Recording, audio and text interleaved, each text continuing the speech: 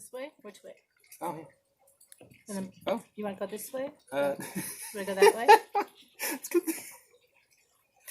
We go this way? We go or this way? This way? I don't know which way. That's funny. Cool.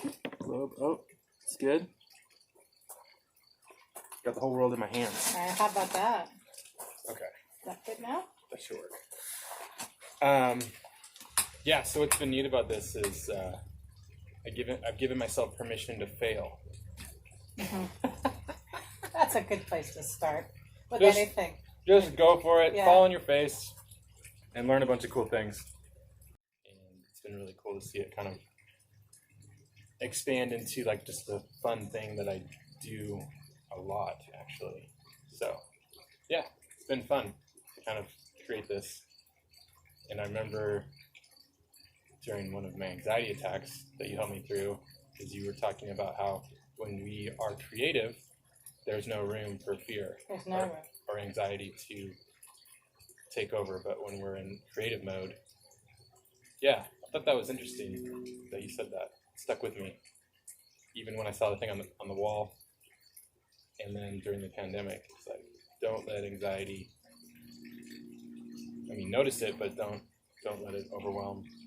Like, just aim towards creativity. So, thank you for that. You're welcome, honey. You're welcome. Yeah.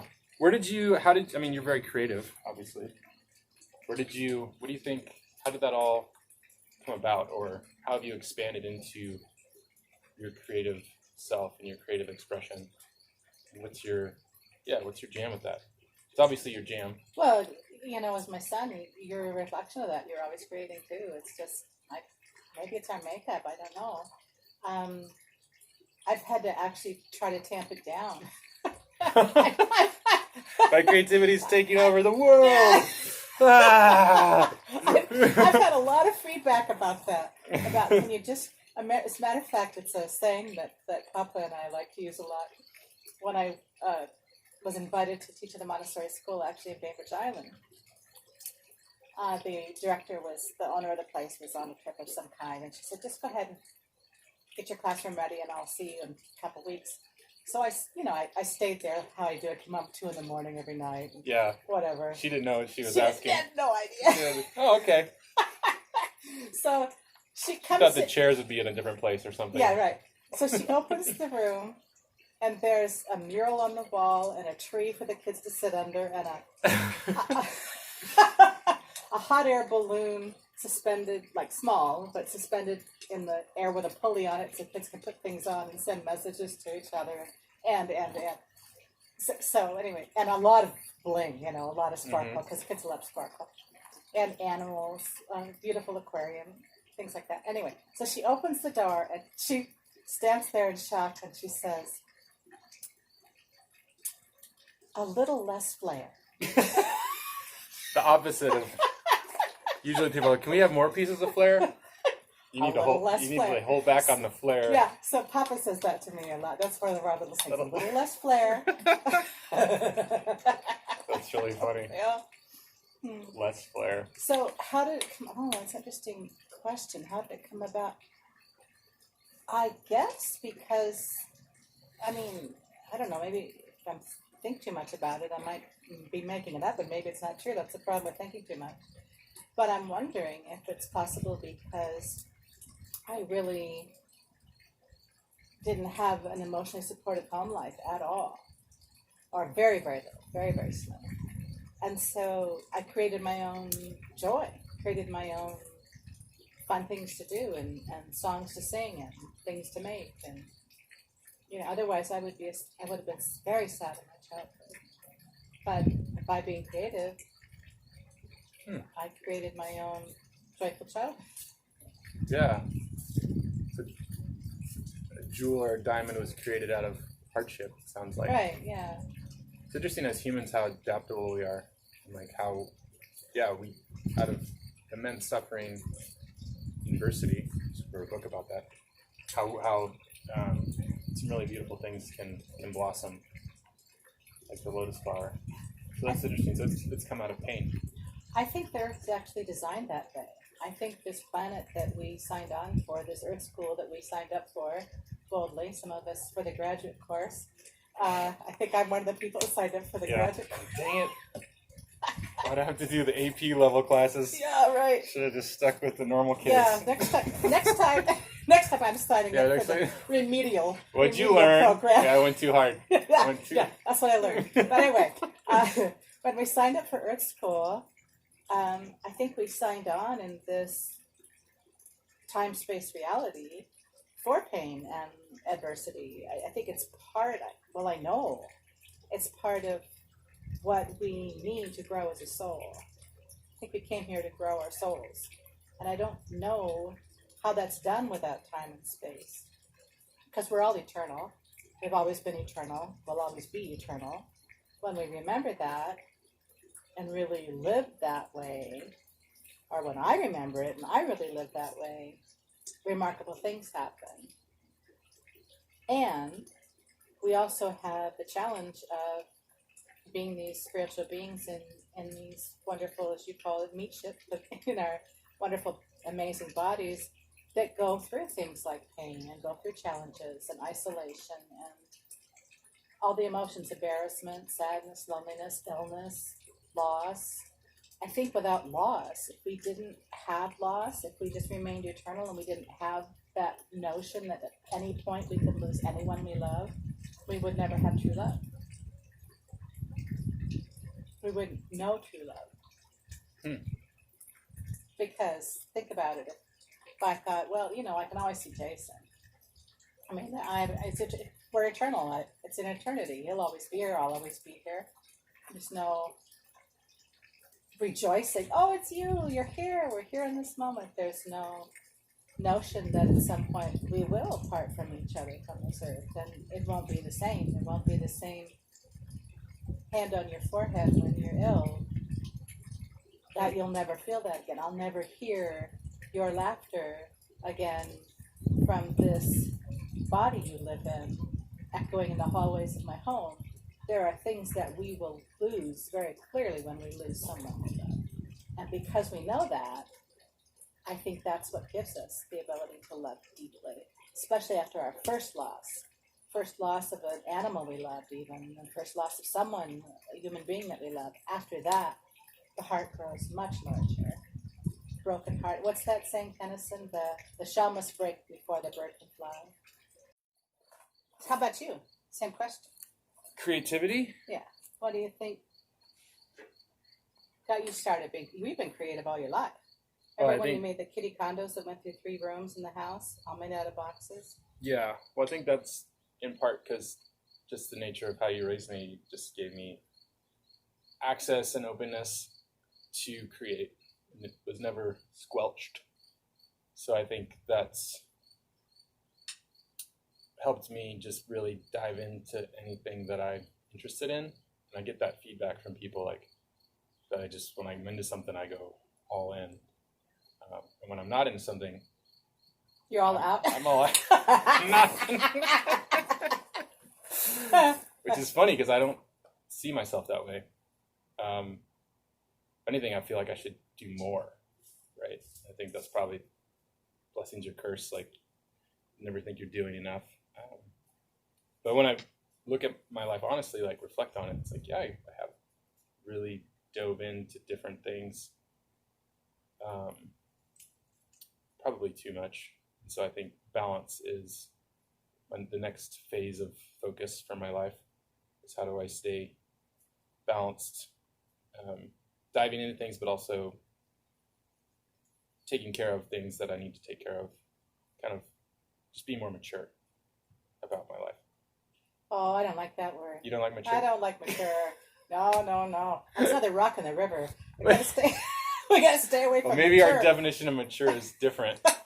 Tell me about your definition of mature. Well, I just think there's some things that you just do, like pay your taxes, fix your teeth. Like I went to the dentist this morning, right? Like it's just not that I wasn't doing those things. I'm just saying that I think there's a level of responsibility for taking care of yourself and your community and your family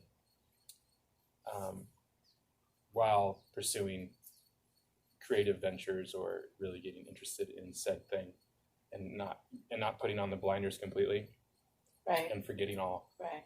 that stuff. I guess for That's me, what I'm saying. what you're explaining centers around self-nurturing and family nurturing. It's more of a nurturing concept, taking care of yourself, taking care of your family, taking care of your bills.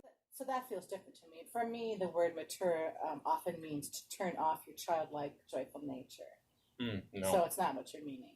No, I think it's still having that childlike, spontaneity, self, creativity, but like kids at the playground. There's kids that play well with each other, and they're very aware of their surroundings and how they affect people in the playground, the other small humans. And so I think that's being mature while you play. Right. So kind of a playful maturity. Interesting thing about that, though, is that's all taught. We learn that as human beings, either from one another or through observation or through trial and error, Mm-hmm. or directly from our family influence. Like that didn't work, kind of thing. Well, What works and what doesn't. Well, if you think about it, we come in and we cry and scream and say, "Keep me alive," and then we do that a lot. Mm-hmm. And there comes a point when we begin to realize that we're separate from the people that are keeping us alive, that we're an independent being, because we are more independent. But socially and emotionally, that's taught, that piece. Socially and emotionally, for us to include others, have empathy for others, to be aware of other people's feelings and needs, that's all learned. You don't think that's innate? I don't think it's innate. I do not think it's innate. I really don't. One of the big things, well, there's a number of things that I love to teach in the classroom, but one of the big things that we do with the children aged 2 to 5 is to help them realize a couple of things. One is we don't cry for what we want. Cry if you're hurt. Cry if you're missing somebody terribly, but we don't cry for what we want.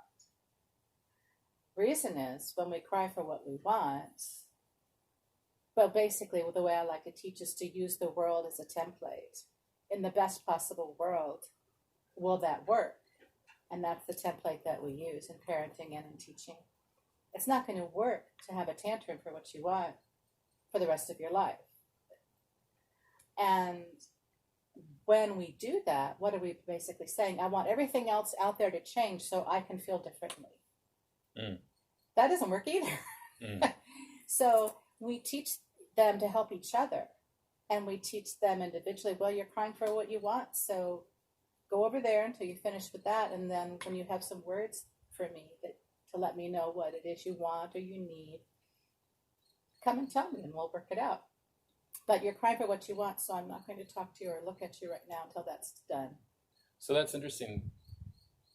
The best world, then, is that something that's already, that idea, is that innate in of itself, or are we collectively creating this idea of the best world, and is that ever changing? If that makes sense, do you see what I'm saying? Like, well, if we look at indigenous cultures, there's a whole lot of best world examples there, because you have the extended family. So a child's handed from one lap to another, very nurtured, lots and lots of influence. Someone in their life that gets angry quickly, someone in their life who's infinitely patient, someone in their life who has a strong moral code and helps them think along those lines, like, well, if you made that choice, how would that affect your brother, or how would that affect your mom? Those kinds of questions. When you have a sphere of adults and older siblings, aunts and uncles and cousins who are influencing your life, then we tend to develop that sense of empathy. But again, we're learning it. We're learning it from the people around us. So in a beautiful world, in a world where it's more utopian in that we care for one another, we think about one another's needs, we play together, as you're describing, with an awareness for each other's bodies and our safety and our sense of fairness, all those things. When you go back to the roots of every American, their roots have those indigenous cultures within them. So we go back to there, we see very wholesome families who live with a sense of strong community. Now, what disrupts that and disrupted that back at the roots are, wars, famine, that kind of thing, but not people attempting to raise children with just a nuclear family. 2 parents are just not enough. 1 is definitely not enough. Yeah. They got to come in 4s or more. So you're saying community, it sounds like, Community, yeah. is highly important. It's huge. We can't expect to have a strong community where we care for one another and have a sense of understanding that we all matter if we aren't raised to understand that. Mm. And one of the huge mistakes I think we make in our culture is age segregation. Up to the age 5, children play with all ages. And then suddenly the 5-year-olds are in this room, and the 6-year-olds are in that room, and the 7-year-olds are in that room. And that's not how life works. Again, if you use the world as a template, that's not how. Nobody says, okay, all the 33-year-olds go in here, and all the 40-year-olds are going to be over there. When you have mixed ages, you have more a sense of family and siblings. You don't adopt a role of an older brother or older sister. It happens on its own, much more organically. I think if we changed that in our schools, we'd see a huge difference. And certainly in other cultures where they have mixed ages, it's a lot more community-minded, just naturally. Mm-hmm. Yeah, I think you're onto something there. Remember, in the resource room, that's one thing I really liked is they would, I think for like 10 to 15 minutes, we would take turns teaching each other or teaching kids that were younger than us. Mm-hmm. So they're like, all right, it's your turn to teach so-and-so this math or this reading. And then the teachers will let us teach. And I was like, oh, this is an interesting practice. Yeah, it's a good one. Remember, I liked that. Yeah. Yeah. Yeah, there's something important about that. Huh. Yeah, well, yeah, I guess going down the rabbit trail, again, I guess, is that utopia absolute? Like these principles, these values, are there something that have always been in existence and we're just discovering them as we experience? Or are these things we're creating in time? Does that make sense? Like, could we just create a new value? Like did we create empathy, or did empathy always exist and we're just learning what it is? Empathy, it is a human trait, but it has to be nurtured to come alive. If our parents smile at us, when a child's raised in an environment where parents never smile, children don't smile. When you're raised in an environment where you're touched a lot and you bond with your caretakers, that changes the way that you relate to everyone and everything, and it develops a stronger sense of empathy. But empathy's within us. It's just that ability to truly connect on a level where hurting you hurts me, that's learned. I think. Mm-hmm. I could be wrong. It's happened a couple times. Yeah. I guess then do kids come in with a clean slate then? I don't think so. I mean, you can see it when they're born. You can see there's the beauty and uniqueness of that soul. It's just, and it's so shining, when they first come in, because they just came across the bridge from the eternal with their mission. They I signed up for this and this and this, and they come in with that. I think our responsibility, not only as parents and teachers, but as human beings on the planet, is to strengthen the will and nurture the spirit of that unique being so that they can bring that gift. That gift doesn't get stifled, or those gifts, those several gifts they have, the mission they came to do, however you want to word it, their unique contribution is within them. I have no doubt. And then if they're nurtured with the ability to express that, everyone benefits. This is a reason we came with the gifts we came with. And thank heavens they're not all the same. Mm-hmm. So it's a matter of recognizing your jam or your gifts and owning them and expressing them while allowing others to do the same. That's what it sounds like. And encouraging others to do the same. I think so much of it is what we were talking about before, about the balance between nurturing yourself, self-nurturing, nurturing your family, making sure that things are working well in our world so that we can contribute and be creative and listen. I'm really interested in listening. I've been doing a lot of listening prayer. It really helps to have the earth. That was a gift from Richard. I'm so thankful for that. Yeah, I remember. Really nice, really wonderful gift. And it just helps to have that strong reminder about prayer, about sinking into prayer and doing listening prayer. I used to think prayer was where you talk in your mind to the divine, or you talk out loud to the divine. And I'm really finding that the much more powerful prayer is where I listen for guidance. I just listen, quiet my mind and listen. I might ask for wisdom and ask for guidance, but the listening, it's really fascinating.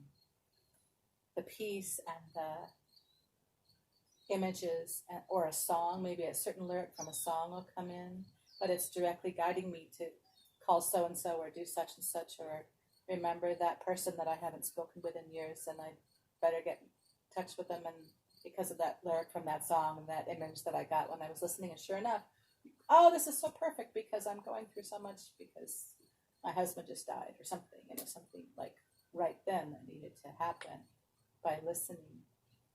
It's a much more powerful way to pray, and I want to become, my objective now for the rest of my years is to become a living prayer, to live into prayer more than I'm not, to be a prayer more than I'm not. Just shift those ratios. Yeah, really soaking in it. Yeah. Floating in it. Yeah, and contributing from that place of eternal connection, recognizing anyone who looks my way as a beautiful soul, here to give their gift, trying to bring myself to that place instead of, do you really have to have all those coupons? Coupons can make me crazy. Really? 45 coupons? and then we're not connecting soul to soul at that point. Talking like in the grocery store. Oh, yeah. Person in front. Coupons can make me nuts. There's certain things that just take us out of that eternal perspective, right? Yeah, it's like the Dalai Lama asked if a mosquito lands on you, what do you do? And he's like, okay, what if it landed a second time? Okay, what about a third time? I like that. Didn't you tell me that? I thought you told me that. I like that. I don't know. I heard that somewhere. That's good. Oh, that's so good. Because there is that. It's like we're human, right? Maybe we have a supernatural qualities within us, but we are in a natural animal body that can get annoyed. Oh, yeah. Yeah, worse than that, we get enraged. Yeah. I was sharing some stories with my girlfriend Susan Kramer-Pope about getting enraged, or times in our lives when that has happened, or doing prayer from ego, and how that can hide. Our own agenda can hide in the idea that we're being somehow spiritual, and it can be so insidious we just don't see it. I think that's why we have each other, to reflect as a beautiful mirror, and also as sometimes to say, hey, wait a minute, where did that come from? Yeah, because ego wants to survive, right? It doesn't believe it's eternal, and so when we get into that, whatever that ego, is, ego really comes from separation and not feeling like you're at peace. But I mean, that's tricky, right? Because the Maslow's hierarchy of needs, this world is going through a lot currently. It has gone through a lot. There's been a lot of suffering. There is a lot of suffering. So is it like, well, I guess you hear about places, because I didn't grow up starving or abused or anything. I was very lucky in that. Thank you. So far. So far. But so many people have or are, and can they feel safe in order to be spiritual, I guess? But then, I hear about people who go through immense suffering and they're very spiritual. I don't know, it's very interesting how that journey kind of unfolds. Yeah, it's fascinating. I guess for my own life, that I've sought out transcending to different realities or understandings, because the pain of staying the same was greater than change. Nicely said. Nicely said. I that's the saying from AA. That's not. But that's nicely. That's true. That's and so like true. it's come from my own pain through relationships or whatever, and so I don't know. I think it's hard to put it in one category. It's a multi-layered, complex thing. My friend Becca always says, your suffering's your suffering. Like, you can still own your feelings and that it's hard. That's you going through that experience. Right. And I think sometimes we want to compare or feel guilty about our level of suffering or better or whatever. I don't know. But my friend Becca, she does equine therapy with the horses. Mm-hmm. You know horses. Yeah. I know those equines. You know those equinians. And she kind of brings that focus of, well, your journey's your journey. So do your work right here and now. I think once we start comparing too much, I think there's a healthy level of comparing. Gives you some, like you said, the mirror and some objectivity. So you're not like an island living in your own drama that's too much of your own isolated creation. But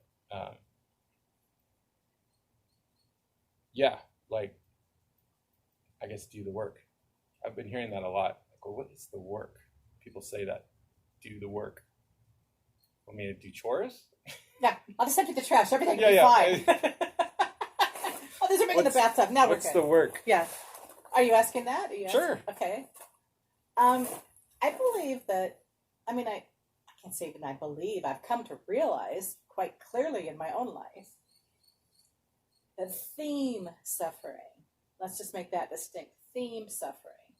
When I suffer, when I listen, I'm quiet and I'm introspective, I can notice, like, we talked about the observer. So I can become more the observer for myself, as well as the observer in a spiritual way or an eternal way. So theme suffering, when I'm the observer in that place of being an observer of myself, I can notice, hey, I suffer a lot about the same kinds of things. That's theme suffering.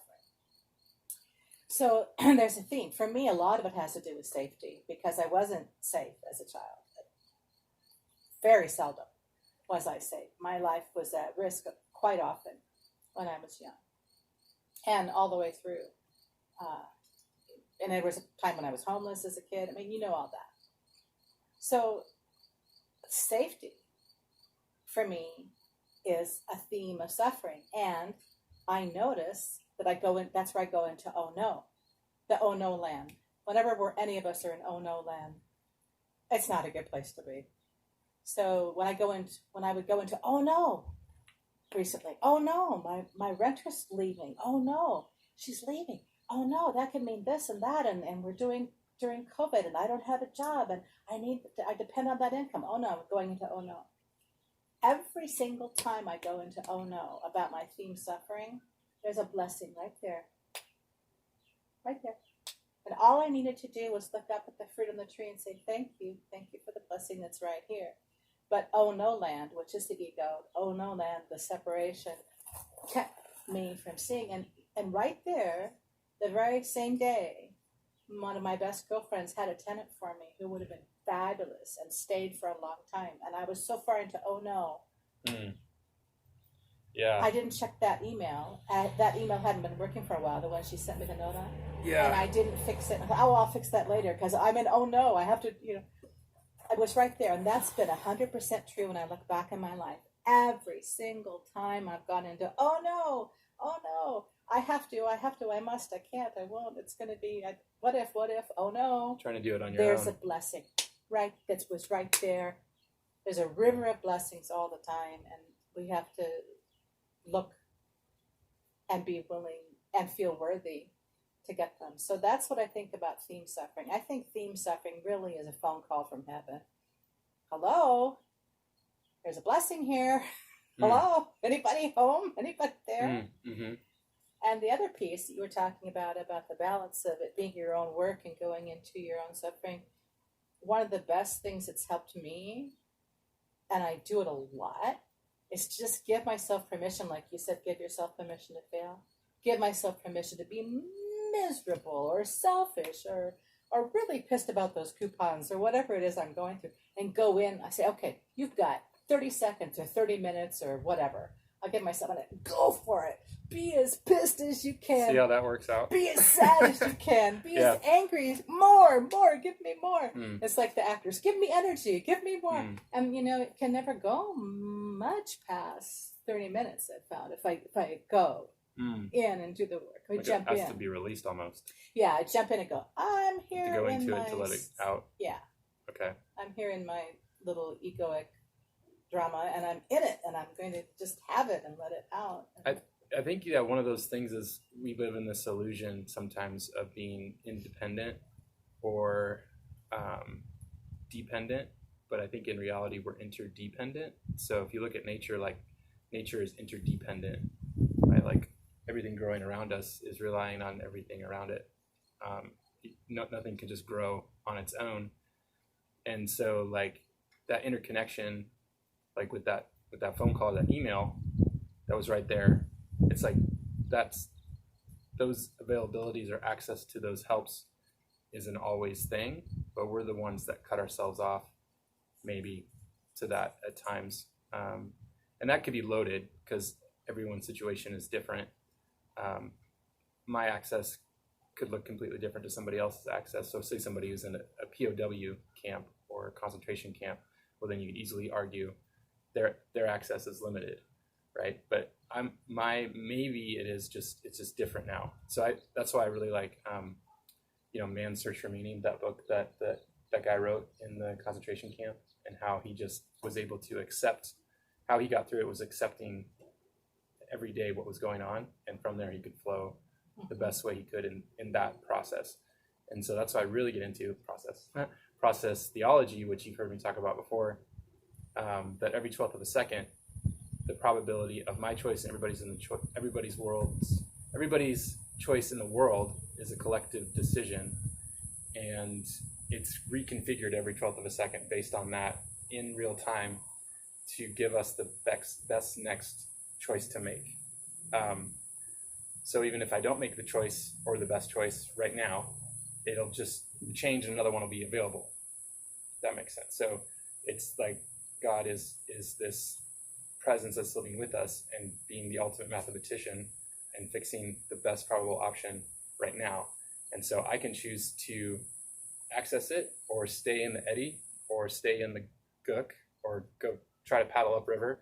But if I just relax and be open and listen, like you were saying, okay, where are we going right now? Mm-hmm. And it doesn't matter the past. The past is set, right? Like I can change how I see it in my mind, but what happened. Mm-hmm.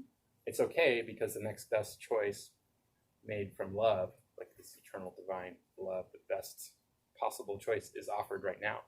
And so like remembering that, and that's why the back of my shirt says next. It's like, all right, next. Like don't get caught up in in an eddy of thought or a stagnation of thought.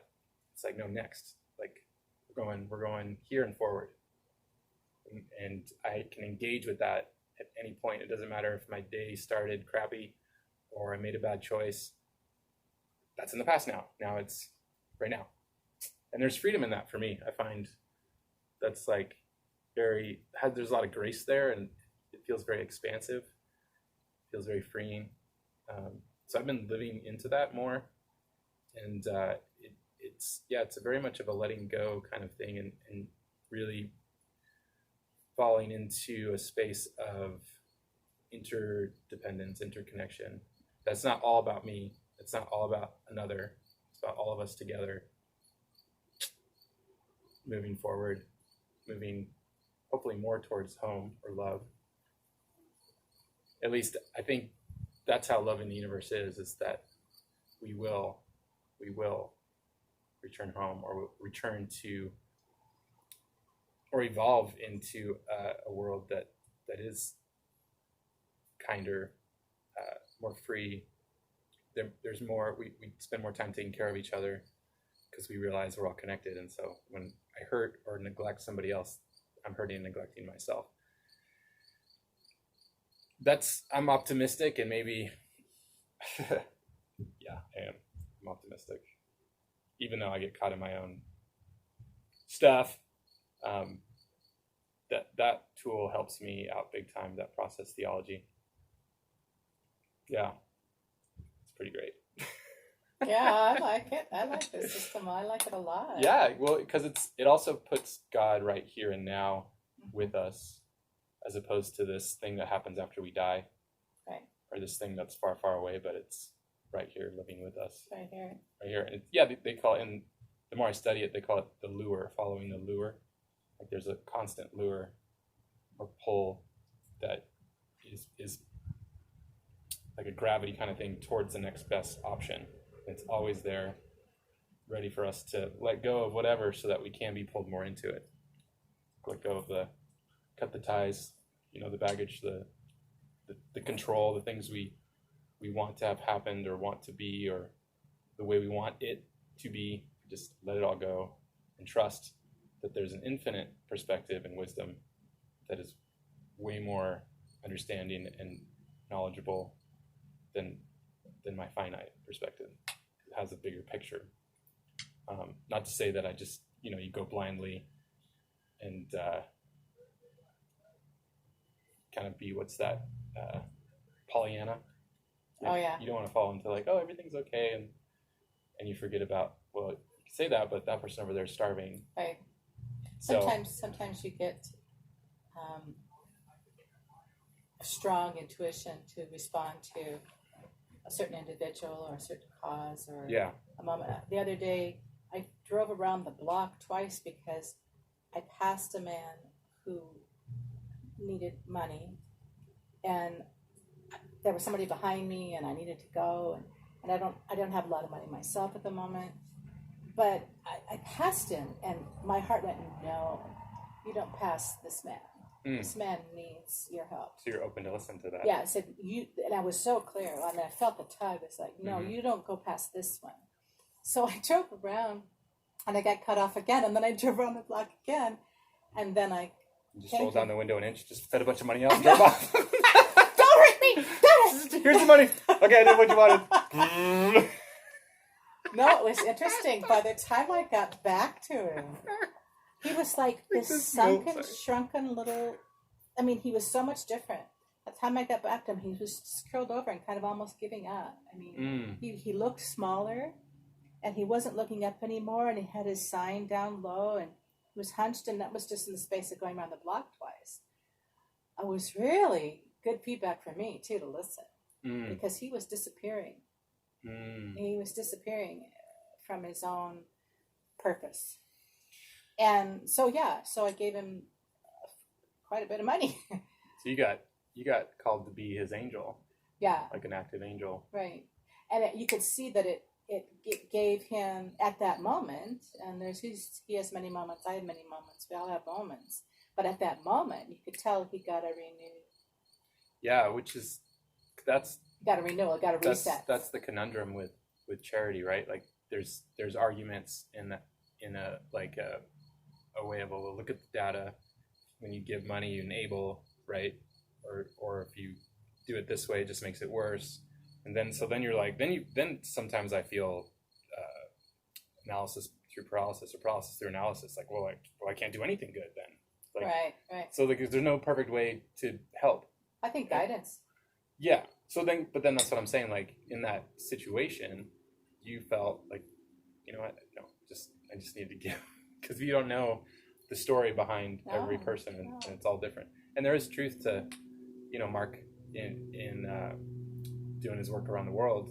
Like a lot of the kids that you see on the side of the street, if you give them money, it enables that system because they're being exploited by gangs, and they never see that money. Right. They just get tortured if they don't bring the money. Right. So it's kind of like in certain situations, not all situations. So his big calling was to bring awareness to that and start the trade school to get the kids off the street, which is awesome. Yes. But with that, there's still those finite situations where you kind of need to, it might not look good on paper, but in this moment, I need to give this man money. Well, we talked about the blessing being right there for us. We can be the blessing. I mean, we're called to be the blessing for others. We're called to answer other people's prayers. And we're also, it's like to pay it forward. Mm-hmm. There's always a blessing available for us if we just listen. Come to a place of acceptance and listening. Where is the blessing? Where is it? Where is it? Where is it? That's part of the work, I think, when we talk about the work. And then their part is, how am I a blessing? But you know my life theme. I want my life to be a blessing for all concerned, including me. And I just try to live that way every day. And when I fall short, boy, I'm getting good at apologizing. Well, that's the self-compassion thing, right? Yeah. Like realizing we're just a bunch of messy kids. Yeah. And to me, that's the work, is humbling myself to realize I'm a messy kid with a bunch of other messy kids, but we can make it better. And we're gonna, like this podcast, like we're gonna mess up as we go, but at least we're going for it, and we'll learn as we go. What I love about this, Jason, and I love about the way you're approaching all this, is it all comes from grace. We can never, ever have too much grace, because the most grace we could possibly embody doesn't even touch divine grace, doesn't even approach that. It's miles away from divine grace, are the best we could possibly muster. So we can't go too far into grace for ourselves or others. And the more we go into grace here, the more grace we have for others. Yeah, and I think that's where it gets interesting, because for some reason, I've ended up in easily 20 times where I've broken up fights. And there was this one instance where I was on my way home and I got a quesadilla at one of those food carts. I was just enjoying my quesadilla at the side of the road, and this Uber pulled up, like right in front of me, and then these two girls and this guy quickly got in the back seat, and then this fourth guy came behind them and just started punching, like just as hard as he could, and three people in there screaming, "God!" And so I put my quesadilla down. Say this for later. And I just grabbed the guy, and I pulled him out of the car. I didn't even pay attention over here. I just grabbed him, pulled him out of the car, looked him right in the eye, and I instantly knew the situation. It was weird. Like I had this download of what was going on. Cool. And I knew that that dude, I don't know what that dude did that got in the car with two girls, but basically his girlfriend, or the girl that he wanted to pursue that evening, probably just didn't want anything to do with him. And he just got enraged with jealousy. And there's probably a long story there with their relationship and everything. And it just all came to a head. And I just knew that. And I looked him in the eye and I said, "It's okay, man. I get you. I see you." And he just started crying. Oh. And I hugged him. Oh. And then he walked away. Oh. It just happened in an instant. Right. Because you were listening. Yeah. And you got to be the blessing. Yeah. But what's interesting about that, though, is I had grace, but I had to physically use my strength to remove the violence. Right. So that's where it's like, okay, what if I was just, grace for everyone, and I'm not in motion with separating violence that I'm seeing right in front of me? What's that then? Do you see what I'm saying? Like, well, yeah. Well, I think we missed it there. I think that is grace. The more grace we have over here, the more grace we have for ourselves to make mistakes, to be jealous, to want to thump the lady that's got too many coupons. everything that we're feeling, if we have permission for it, if we have acceptance. I mean, there's tons of research that happiness, the way to turn the dial to happiness, it begins with acceptance, then moves into gratitude. If we have acceptance for our shadow, the shadow's a great teacher. If we have acceptance for our shadow side and we have grace for our shadow side, then we have the ability to listen much more deeply.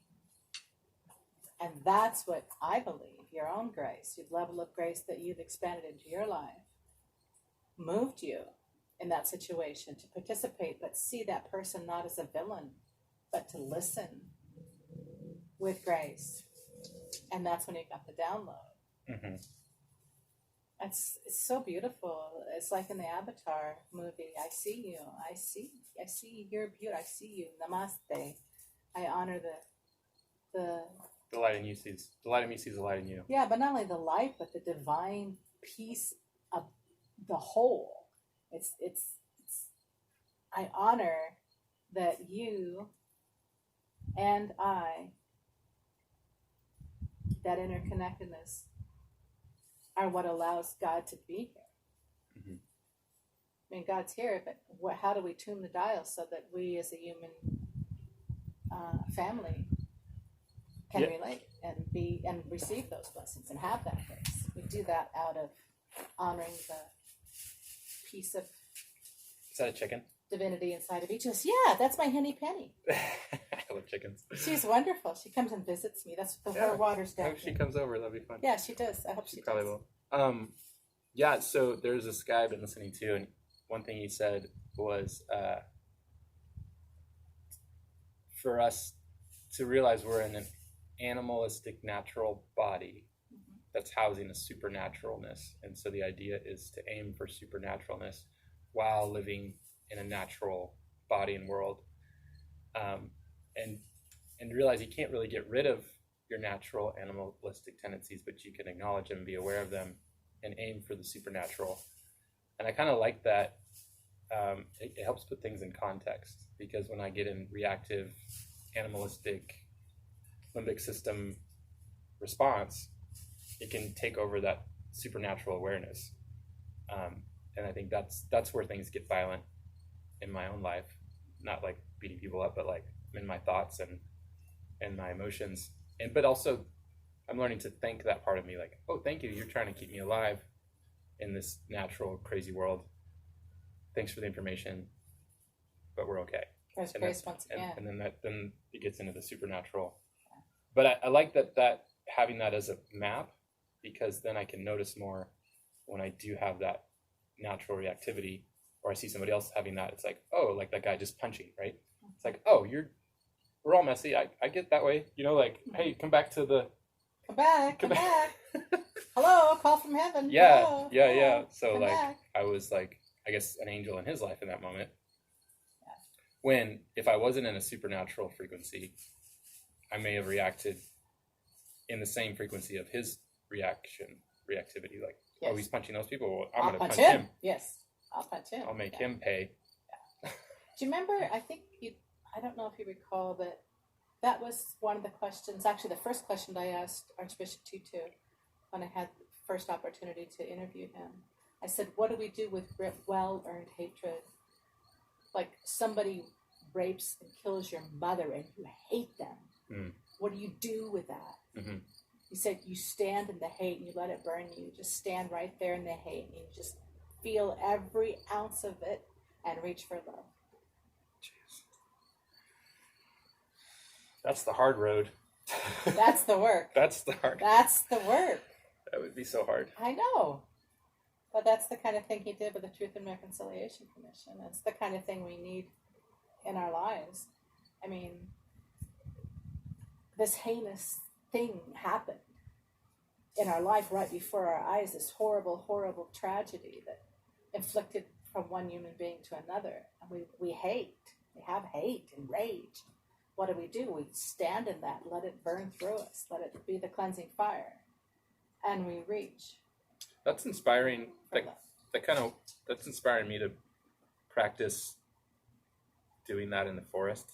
Like like when I do walkabouts or little vision quests in the forest alone in the morning, where I live on the lake, of listening to if there's any of that in me, and right. letting that burn away in the forest, Yeah. and letting the earth and the nature just filter it.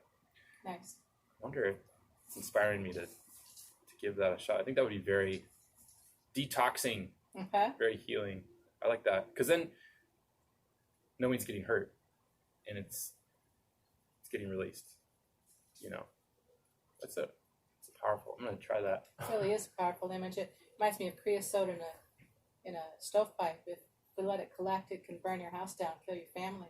If you get a hot, almost dangerously hot fire in the stove once a year, it melts the creosote and the stove works beautifully. This is funny because I just did a podcast with Dad yesterday. They were talking about tools, and this is, tools are amazing. They've saved me. And like what you just brought up is a tool, and he brought up a tool, an acronym called Time Out. So time, turn in my emotion, something like that. Like you're turning in. Maybe I'm not getting it right, but the T stands for turning or tune in my emotion. So go in to get it out, kind of thing. And then the O stands for oxygen. So breathe in oxygen, and the U stands for unconditionally accepting that feeling and just being neutral with it. Mm-hmm. And then T stands for like tools, like use tools to now move with it, like the tapping with the EDMR, trust the process, all those T things. Change our physiology. Change our physiology, yeah. Use tools to change your physiology. So something kinetically connected there. I love that. Yeah, I love so that. time out. So, okay, well, time out. So turn in my emotion. I think that's what it is. I like that. Turn in my emotion, oxygen, unconditional. Now your tools. What are your tools? Mm-hmm. And then go from there. So it's almost like and I told him afterwards, I'm like, that seems so like the common theme of like, all right, humans, this is what we have to do when we get a crash in our computer system. It's like we have to like change our physiology, like breathe, yes, recenter, reset, yes. Control Alt Delete. Yeah, that's what we teach. That's what we teach in the classroom forever about red, yellow, green. Teaching the children, notice when you're up in the red. When you're up in the red, what do? You breathe and get down in the yellow. Breathing is and it's like a stoplight. You stop mm-hmm. when you're way up in the red. It's time to stop. Mm-hmm. Get down in the yellow, where you slow down to be in the mm-hmm. yellow, and breathe until you get down into the green. And when you're in the green, you go forward safely. But it's just something we're always going to be learning as humans. Always. Oops, time to change my physiology. Don't act now, change my physiology. So the breathing, there seems to be a common denominator with breathing. And Richard Rohr talks about this when you say Yahweh. Yahweh. So Yah is an inward Yahweh. Mm-hmm. So that's why they have that name, is you're breathing in God. Yahweh. And I was like, because we're like a fish in water, like if water is God and God is love, then we're basically swimming in love. Right. And all we have to remember to do is breathe. Right. And we can turn our physiology. It's like tuning the radio dial. The frequency's already there. Yeah. We've got to tune yeah. It's always there. It's always there. And I'll tell you, one of the images that came to mind as you were talking about that was this wonderful interview I did for Soaring into the Storm that didn't get in the book because it was after the book was published. But it was two women. I saw it on television, and so I got in touch with them subsequently because it's a fabulous story. These two women, this man randomly murdered a girl. It was awful. And he was scheduled to be executed. The mother of the girl who was murdered prayed for her own healing, prayed for her daughter that she would rest in peace, and remembered that she's supposed to pray for her enemies. So she prayed for the family of that boy, that young man that did that. She couldn't bring herself to pray for him right away. But she kept at it. She prayed and she prayed and prayed for her own healing and for the healing of that family. And eventually she was able to pray for that boy. that moved her to get in touch with the mother of the mentally deranged boy that did that murder. And eventually they ended up going together to his execution. Whoa. Yeah, because she said, I've lost a child and you're losing a child. We have something in common here. Yeah. And those women became very bonded. Jeez. I know.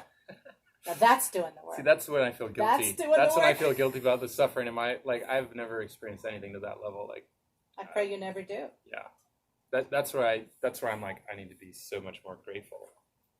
I think that's why it's important to hear those stories. It's like, man, gratitude.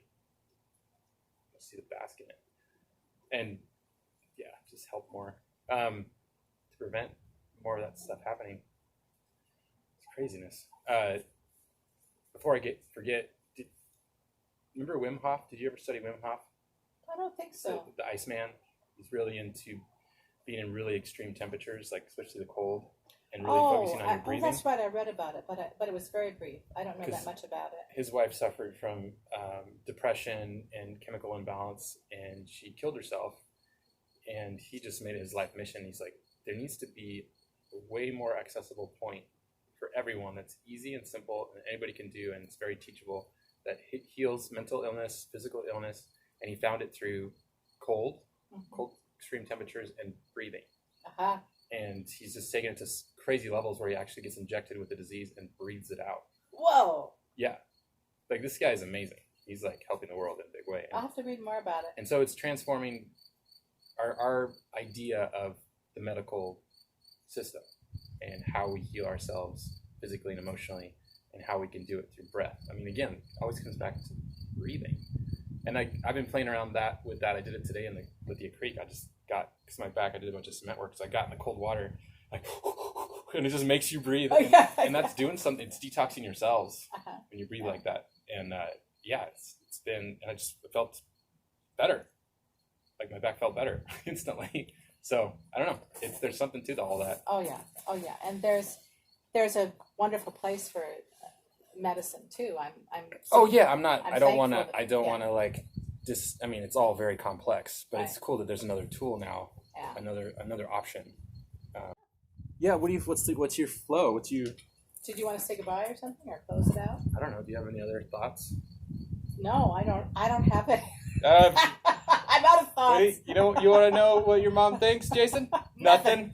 Just nothing. walking around, looking around. Not a thought in my brain. Actually, that makes me talk about the flow. I've shared this story with so many people. It reminds me of something you taught me. You said, okay, you're using way too many words. I said that. Way too many words. Especially if you're talking to a guy. Now, I'm going to teach you this. You said, Mom, look, see that tree? A guy looks at that tree. I look at that tree and I think, tree. And I said, yeah. You're going, no, that's it. Tree. I said, no, that can't be. You said, no, that's how a guy's mind works. Yeah. I said, really? Because I'm thinking, look at that tree. It reminds me of when I was young. There was a tree like that outside my window. Squirrels used to play in that tree. I remember the red squirrel. Tree. That's the same color as the coat I used to have. I had a coat that was the color of the red squirrel. That was a wonderful winter that winter when I had that coat that color. And you go, tree. Just a tree. That's funny. That's accurate because I do that on the zip tours. Oh yeah. Because I guide the zip tours, and Yeah. I go, hey guys, I know Latin. You guys want to learn some Latin? See that tree over there? Those trees? Those are trias among us. Those bushes below us. Just because that's what I see. I see a tree or bushes. That's it. So good. And people, that's their jam. They want to learn all the different kinds of trees, the Latin root. And Yeah. in my mind, I think they're all great. But that's just not my jam. Yeah. It's a tree. It's a bush. And I've been thinking about that too with snowboarding.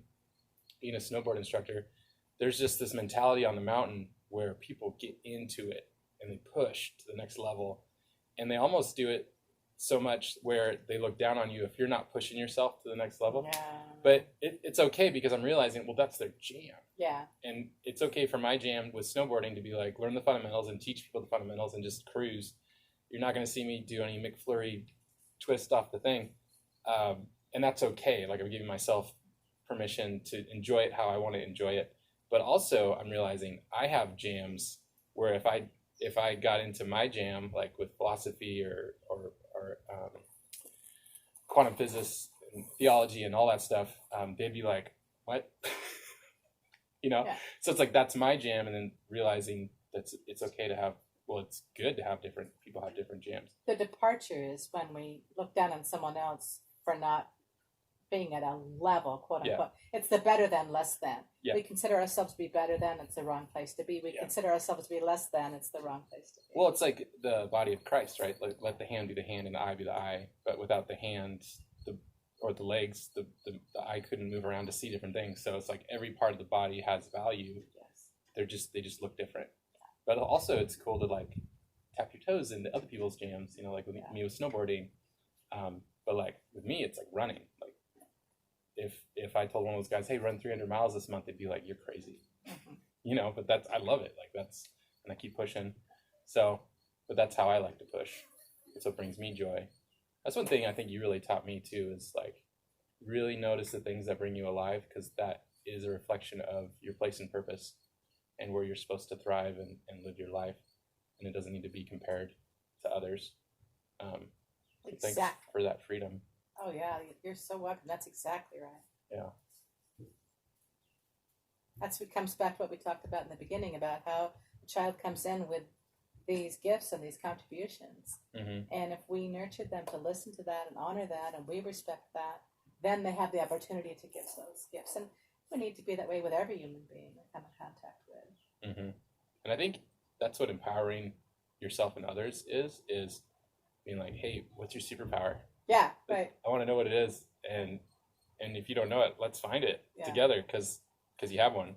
And that's the fun part of experiencing each other, I think, is that's what I do as podcasts. It's really adventures. Is like, hey, what's your jam? What's your superpower? Tell me about it. Talk about it. Get excited about it. It's fun to share those things with each other, with doing our best not to get envious or compare or jealous. Then we're just that's just a reflection of us not seeing our own superpower and owning it. One of the superpowers that we share is playfulness. Mm. It's such a good thing. Mm-hmm. And it's a great way to teach. Mm. And when it starts getting to anything, we get playful, we come right back. Yeah, if it's not fun or playful, I'm like... Yeah, and then that's where we're in the place of really learning, is if it can be really playful. I love that. I love seeing that in you, your playfulness. You've always had that. Remember, so many times growing up, you go, okay, I have to dance. I'm just too happy. I have to dance. I can't help it. Yeah, well, that's interesting you bring that up about dance, because I love dancing. But if somebody starts to teach me how to dance, I'm like, this isn't fun. Don't teach me how to... Dance to me is an expression out of my mind, not thinking about my movements. So that's fascinating that you bring up specifically dance. Thank you for honoring me by asking me to participate with you. Yeah, thanks for playing with me. Yeah. Cool. Love you, Mom. Love you, honey. Boop, boop, boop.